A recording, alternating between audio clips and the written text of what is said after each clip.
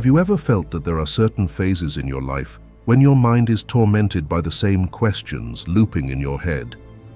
Who am I? What is my value? What am I living for? This is not a personal crisis. This is the existential crisis of the modern human.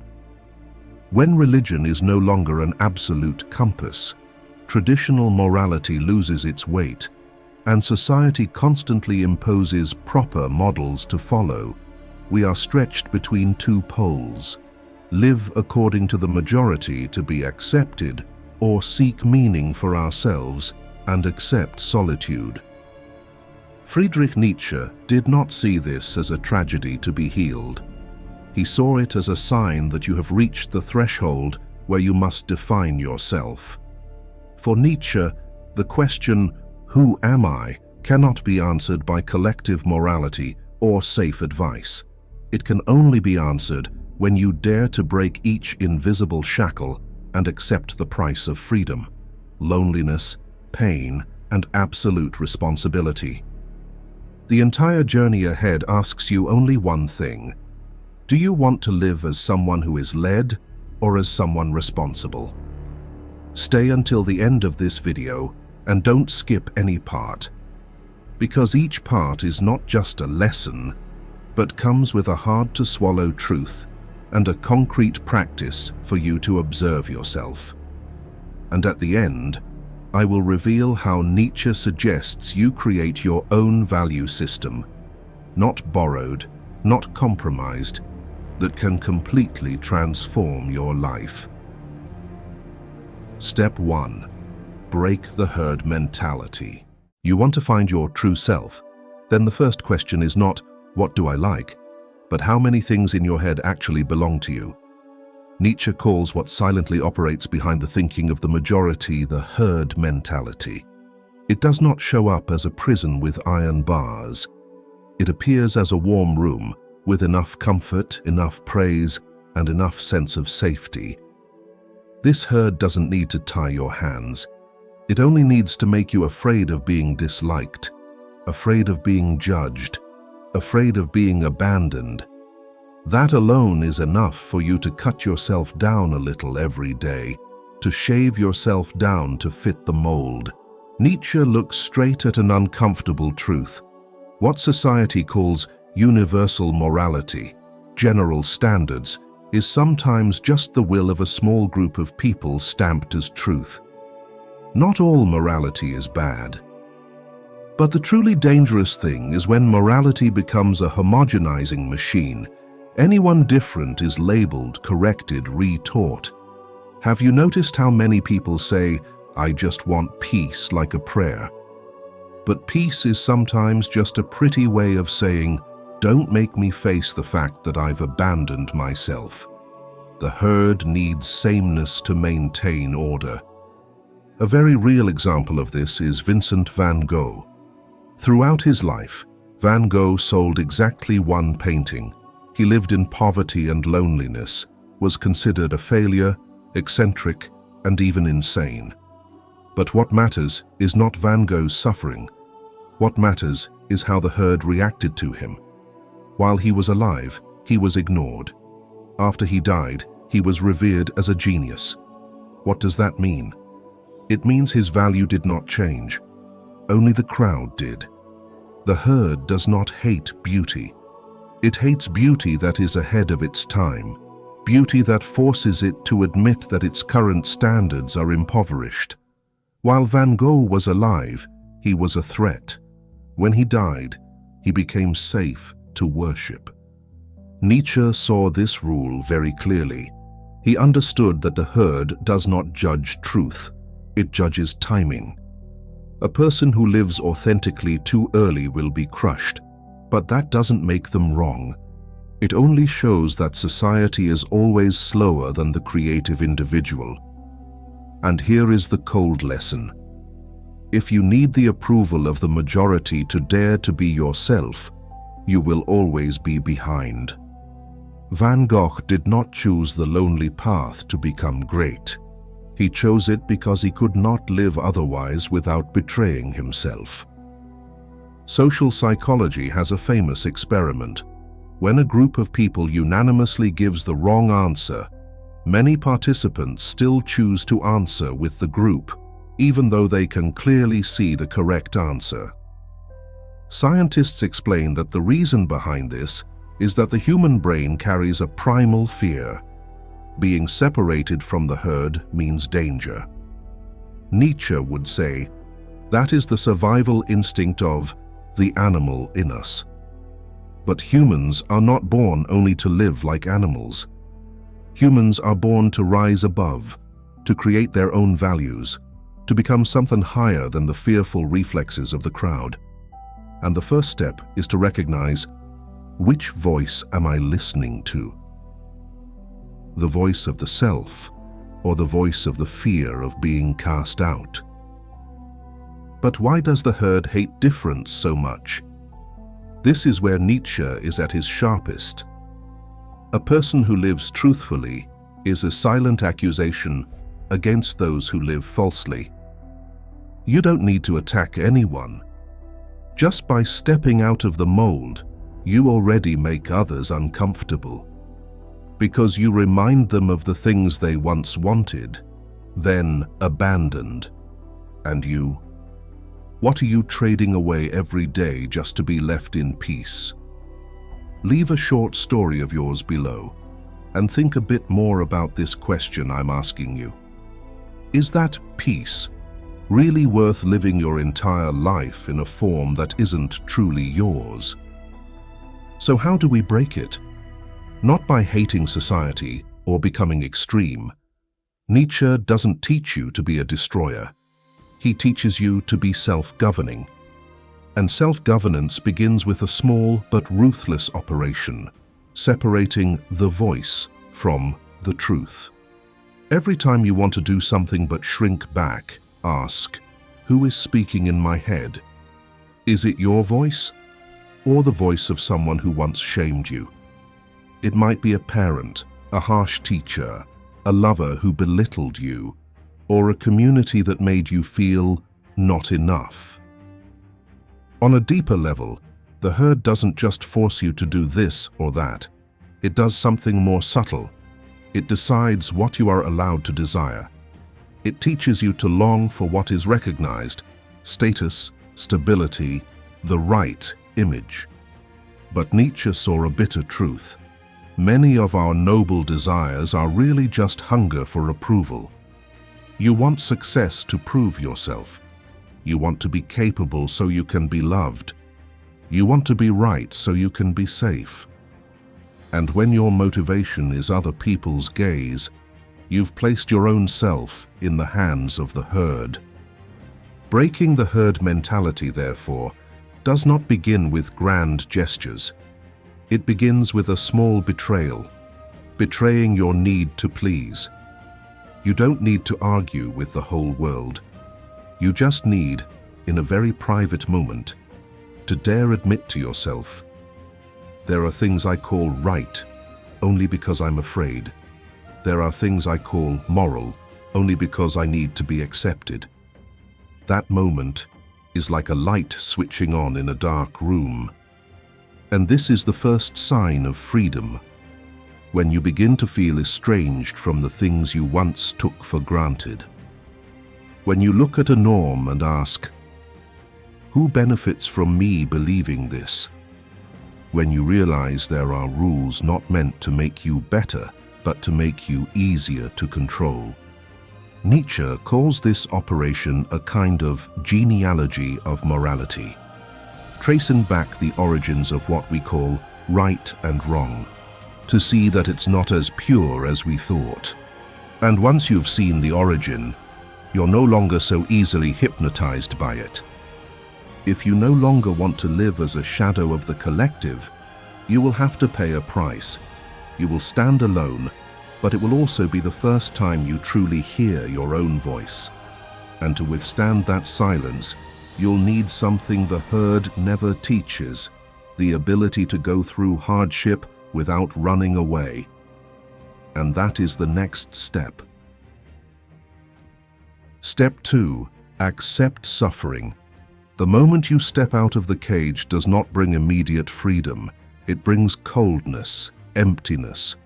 Many people imagine finding themselves is a gentle journey. The more you understand, the more at peace you become. For Nietzsche, the true self is not born from soothing healing sessions, but from something like fire, suffering, trials, and the process of self-overcoming. You don't find yourself like picking up a lost object. You forge yourself like forging steel in a furnace. What is dangerous is not the pain itself. It is the way we refuse to let pain speak. We call avoidance self-care, call emotional numbness stability, call drowning pain positive thinking. But Nietzsche will ask you one question. Are you really taking care of yourself? Or are you silencing yourself? Because pain always carries a message. It appears when you live out of alignment with your nature, your values, your real capacity. And when you constantly gag it, you gag yourself. Look at how we treat suffering in modern life.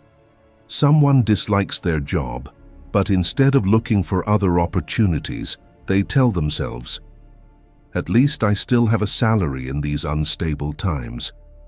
Someone feels their life is meaningless, but they pack their schedule so full that they have no time left to feel.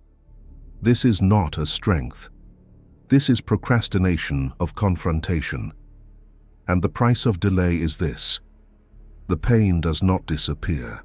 It merely changes form, from sadness into depression, from boredom into numbness, from anxiety into bitterness. But for Nietzsche, suffering is not the enemy. Suffering is raw material. The question is not, how do I get rid of pain? But, what is this pain demanding that I become? That is the essential difference. Nietzsche teaches you to move through pain, to become yourself.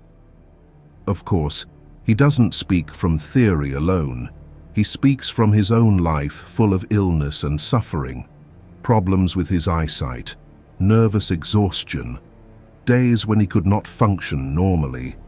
He also went through constant loneliness and loss, broken friendships, a severed bond with a soulmate, unfulfilled love, and being misunderstood while still alive. In other words, he didn't theorize pain. He lived in it. That's why he could draw a statement that is ruthless but illuminating. What does not kill me makes me stronger. You can live many years without truly living.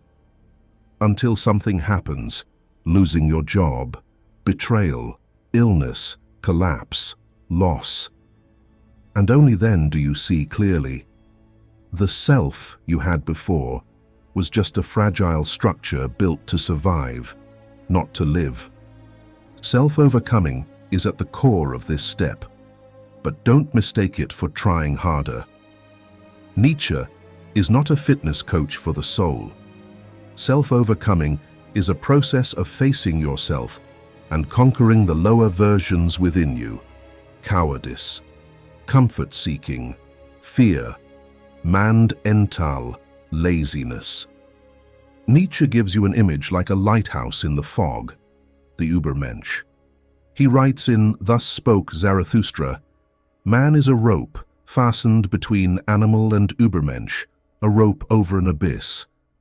The Übermensch is not a person with superpowers, nor a perfect being.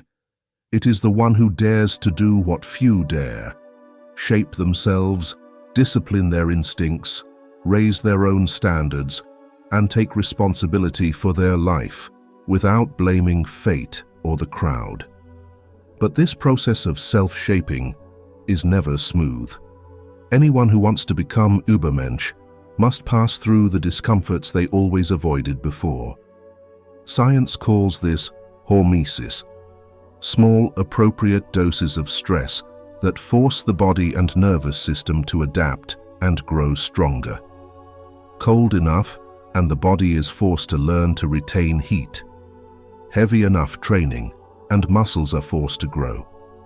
For the mind, those just enough impacts force you to increase your inner thickness. But this does not mean worshipping suffering. Nietzsche is not an ascetic monk. He doesn't tell you to self-torture. He only points out a truth. Suffering is unavoidable, but the meaning of suffering is up to you.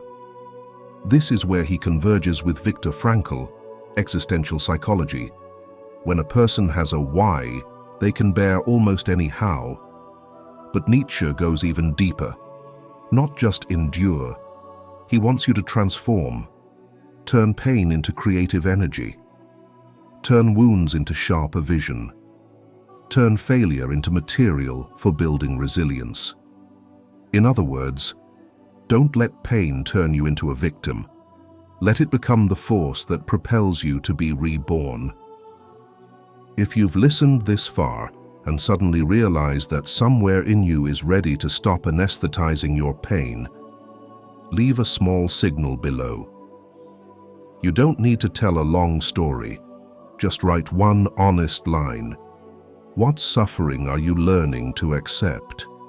And if what you've heard awakens a sense of opening inside you, hit like and subscribe, and treat that as a very small promise to yourself that you will not keep running away, but will continue to walk with these uncomfortable questions. The practice of this step begins with something that sounds simple but is extremely difficult. Don't rush to numb your feelings. When you hurt, your reflex is to make it disappear. You cover it with busyness, with temporary relationships, with stimulants, with fake positivity. But Nietzsche will ask, what are you doing? You are hiding the message of your pain. Because suffering is often a signal, you are living out of alignment with yourself. Next, try to trace back the impact. Ask, what is making me feel this way? Emotions usually have a source, a mechanism, a story. Take the example of being criticized and falling apart. Why? Not because the criticism is so strong, but because it touches an old wound. You used to live for praise. You used to place your self-worth in the hands of others. So just one negative comment, and your whole system collapses. What needs to happen next is to separate your self-worth from external stimuli. This is a restructuring from the root.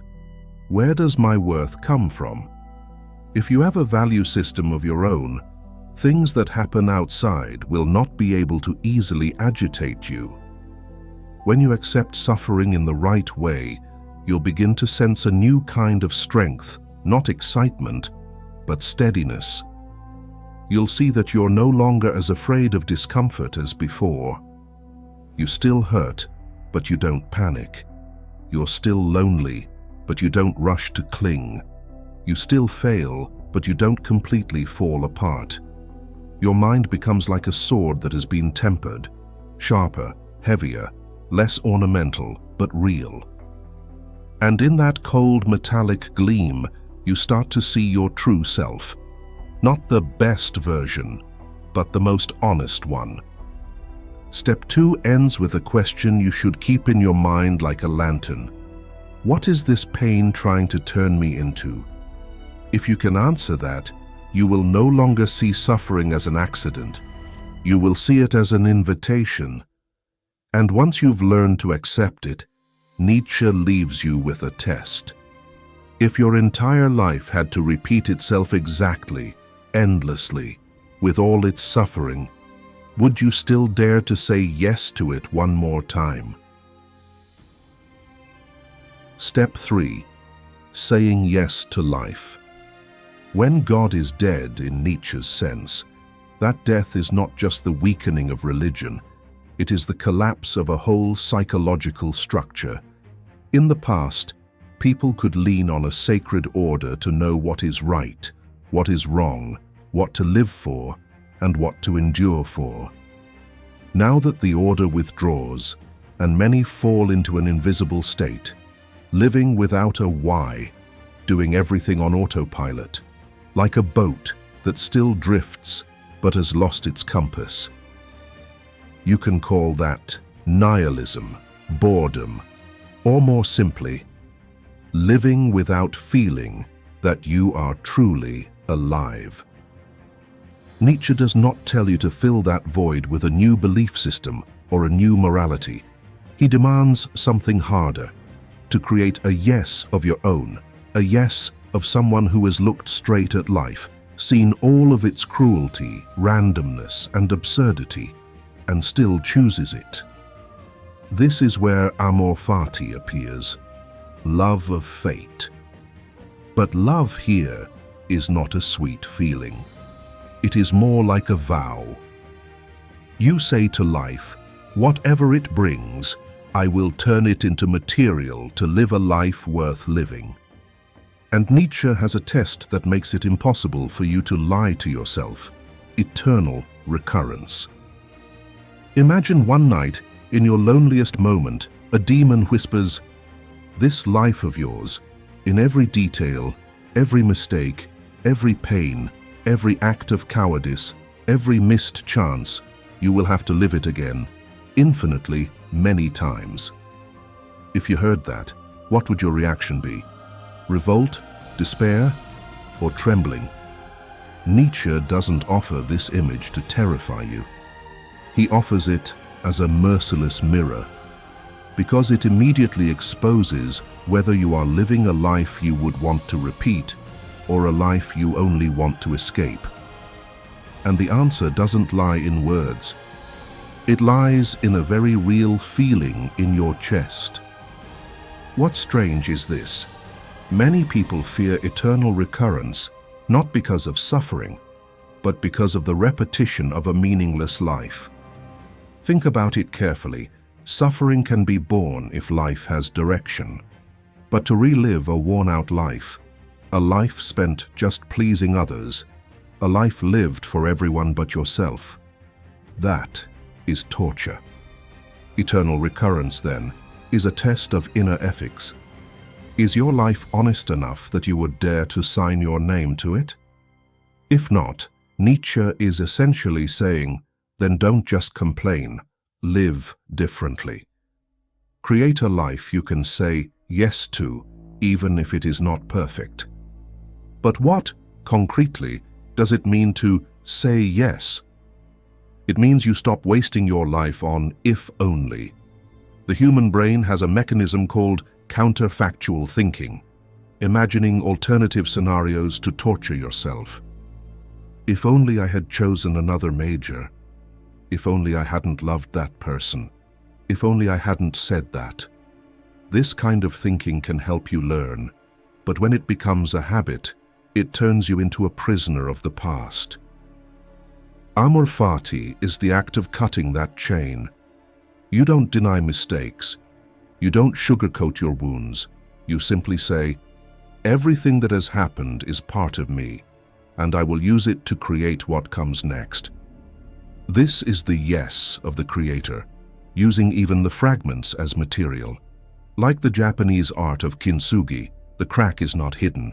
It is filled with gold, turning the breakage into a line of beauty. Amor fati is kintsugi of the soul. Steve, a friend of mine, is an example. In his early 30s, he went through a huge collapse. He was laid off because the company wanted younger staff, right when he was in debt and raising a child. Many people in that situation would react in a herd-like way, hiding their shame, avoiding others, jumping into any job just to not face the feeling of failure. But Steve did something else. In the first days, he was still anxious, still sleepless. Yet he started over, because he could no longer wake up every morning and convince himself that this life was worth living. He learned new skills, took temporary jobs, endured being judged, and endured the feeling of falling behind. But one thing changed. He no longer saw being laid off as a stain, but as material. After nearly a year, he fully shifted into a line of work more aligned with his real abilities. His income didn't skyrocket overnight, But it stabilized again, and more importantly, he was no longer living on autopilot.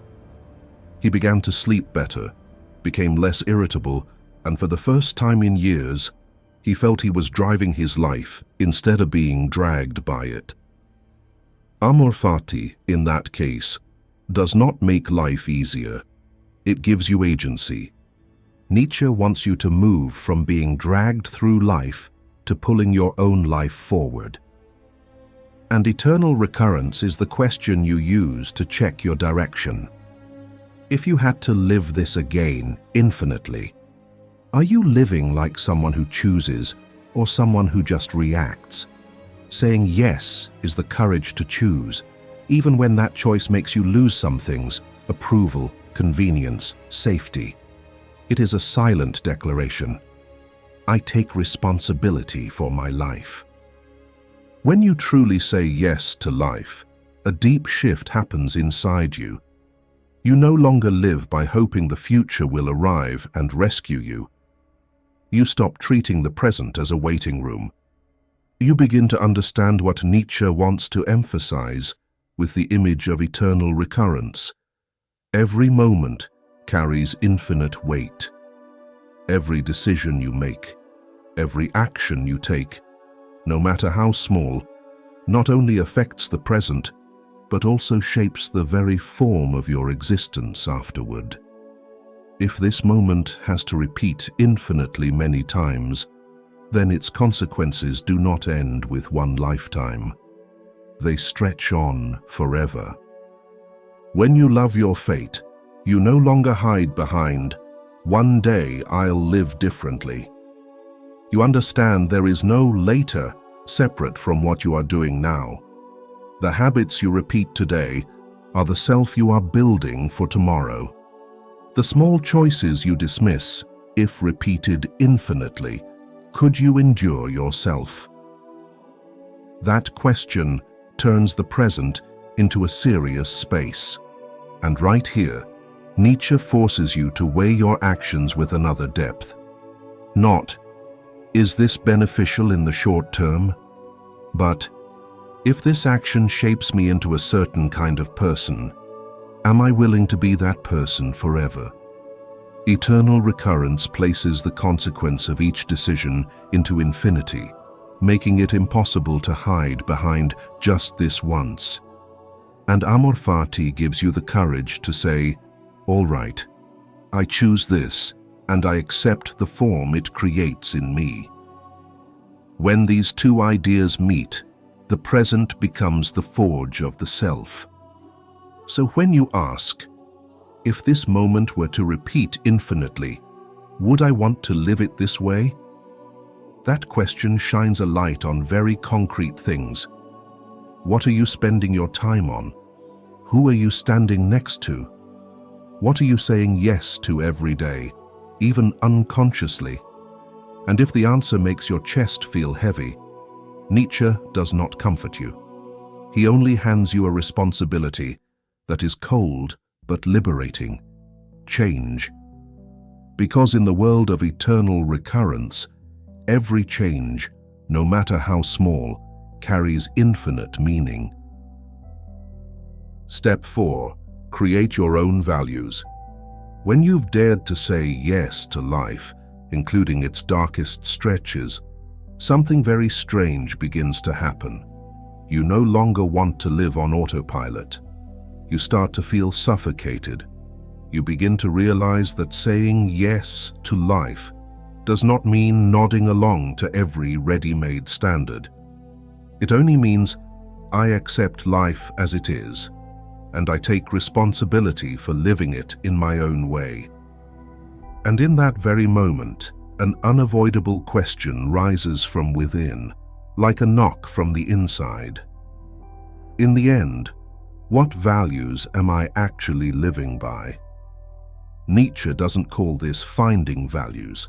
He calls it creating values, because values aren't lying out there somewhere, waiting for you to discover them.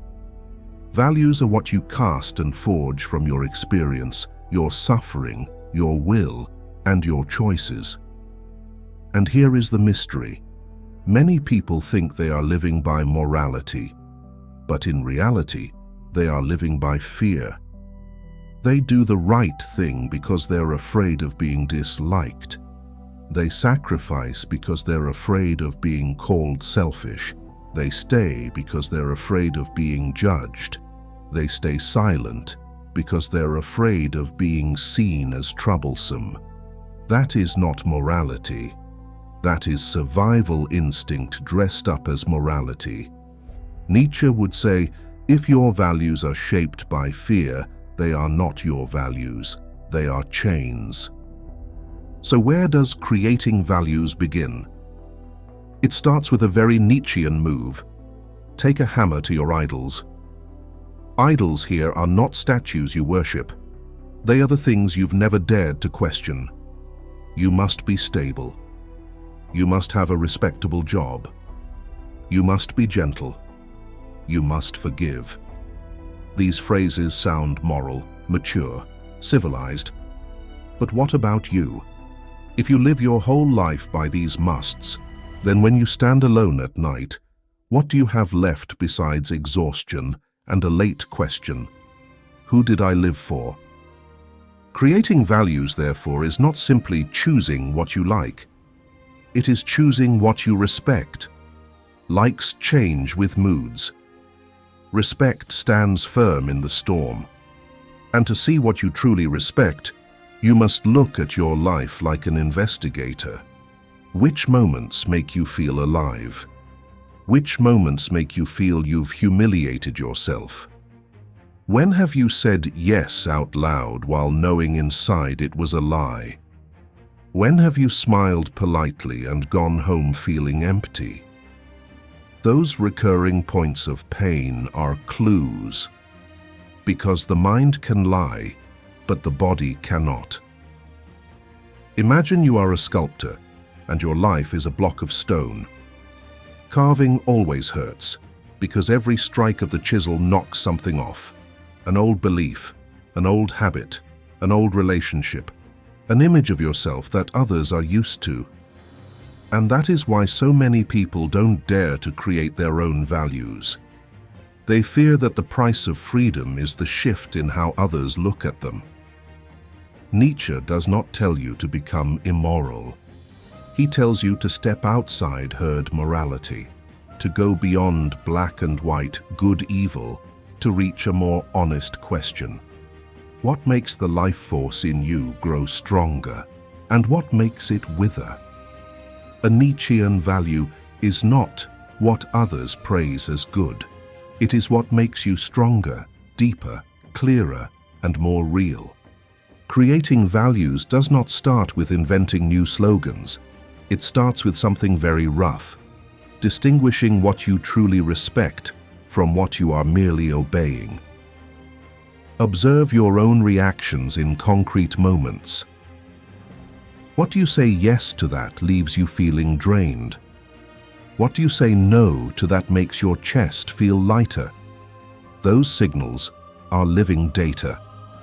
Nietzsche believes that your deep instincts are not the enemy of morality, but a compass that society has interfered with and distorted.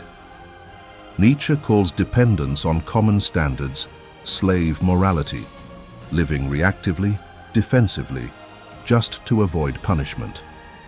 Creating values is stepping into the morality of the Creator, living proactively, from the inside out, according to what you are willing to pay a price for. Don't confuse this with selfishness. Selfishness is following passing impulses. Creating values is disciplining your desires around a core that you respect. Like an artist choosing a color palette. Not because there are no other colors, but because they know what they want to bring into being. If you truly want to begin, try something that seems small but is not easy at all. Write down 3 things you are no longer willing to compromise on, even if it costs you. Second, define one concrete standard of action for each of those things. For example, if you respect truth, your standard might be, I will not say what I don't believe just to keep the peace. Third, measure with actions, not feelings. Each week, ask, how many times did I actually live by that standard? You must answer with absolute honesty. And now, here is a practice for creating values in the spirit of Nietzsche. Simple, but not easy. Choose 3 things you want your life to stand for. 3 things that, if eternal recurrence forced you to live again, you would still want to carry with you. Not vague things like happiness, peace, wealth. Choose things like honesty, courage, creativity, discipline, self-mastery, authenticity, learning, daring, self-respect. Then, whenever you face an important decision, ask, does this decision strengthen those 3 values? If not, it is a compromise. And compromises repeated often enough will harden into fate. Finally, accept a liberating truth. When you create your own values, you will lose some people. This is the author's price, the creator's price. Readers may leave when the story changes direction. But in return, you gain something rare, integrity. Nietzsche stated it plainly. The individual has always had to struggle to keep from being overwhelmed by the tribe. A life of value, in Nietzsche's view, does not need many witnesses, does not need constant applause, does not need others to call it right. It needs one person who dares to take full responsibility for what they believe, what they choose, and how they live. When you can do that, even if the path narrows, it deepens. And at that depth, you are no longer a follower. You are the one who writes. Not everyone should walk this whole path. Nietzsche is not the kind of philosopher who stands on a stage and tells the crowd, all of you can awaken. He doesn't write so that everyone feels comfortable, everyone is saved, and everyone has a better version of themselves to show off. Nietzsche writes like someone pouring acid on old beliefs. And so there is a very Nietzschean truth that few dare to state bluntly. Not everyone needs this, and not everyone can bear it. Most people need the herd to survive. They need ready-made molds to lean on. Those standards may suffocate them, but they also reassure them. Nietzsche understands this. He does not hate the many just because they are many. He simply says that the majority often chooses safety over authenticity. And for many, that is a reasonable choice at certain stages. They are raising children, carrying debts, bearing responsibility for a family. They need stability before they need awakening. Nietzsche does not deny real life. He just does not allow you to use real life as an excuse to betray yourself forever. So who truly should walk this path? Not the most miserable, not the poorest, not even the most rebellious, but those who begin to feel that their life runs too smoothly, suspiciously smoothly. Yet inside, something is quietly dying. The sense that what they are doing actually has anything to do with them. They hurt because each passing day leaves no trace. They hurt because they could be swapped with almost anyone else and no one would notice. Imagine someone who works as a content moderator. His job is to review thousands of posts a day and decide which are appropriate, which should be taken down. Over time, he becomes extremely skilled at recognizing what should not be said. But at the same time, he loses the ability to know what he himself wants to say. Outside of work, he behaves the same way. Neutral opinions, moderate emotions. No one hates him, but no one really sees him either. One day, he realizes he has become a filter, no longer a voice. This person does not need another skill. He needs a restructuring of values, And this is exactly the type of person Nietzsche is talking about. On the other hand, who should not take this road? Those who still need to be led. They also feel these things, but only as an annoyance. They do not feel the pull, the ache. They just feel bothered. And that is fine. Just as some people walk into a gym and feel energized, others walk in and just want to go home. Some people need the lights. Some people need the dark. Not everyone is at the same stage. Nietzsche doesn't drag anyone out of their shelter. He just says, don't call the cage the sky. The crucial point here is this: freedom is not a gift. Freedom is a burden. It demands that you make your own decisions, bear your own consequences, and stand alone with your choices. Nietzsche only wants you to be honest. Are you choosing okay because you respect it, or because you're afraid? Those two are completely different things. And here is the final, very clear sign. If you hear the phrase, "Not everyone should walk this whole path," and you feel relieved, as if someone finally said what needed to be said, then it's possible you've already begun the journey. Nietzsche does not promise you will be happy. He promises something cold but liberating. If you dare to go, you will no longer live as someone who is led. You will begin to live as someone who takes responsibility. And for some people, that alone is enough to ensure they never return to the old cage again. Some journeys don't need to end with, "Change your life right now." Because if you've come this far, the most frightening thing has likely already happened. You've started to see. And once you've seen, you cannot go back to living unconsciously. Nietzsche does not hand you a new religion to cling to, nor a new moral costume to wear for show. He places in your hands something heavier than all of that: the power to shape yourself. That power sounds noble, but in reality, it is a sentence passed on your habit of living by inertia. From now on, you will find it hard to forgive yourself for those times when you know but still do. Hard to sleep peacefully after betraying yourself and calling it peace. But precisely because of that, you begin to gain a different kind of strength.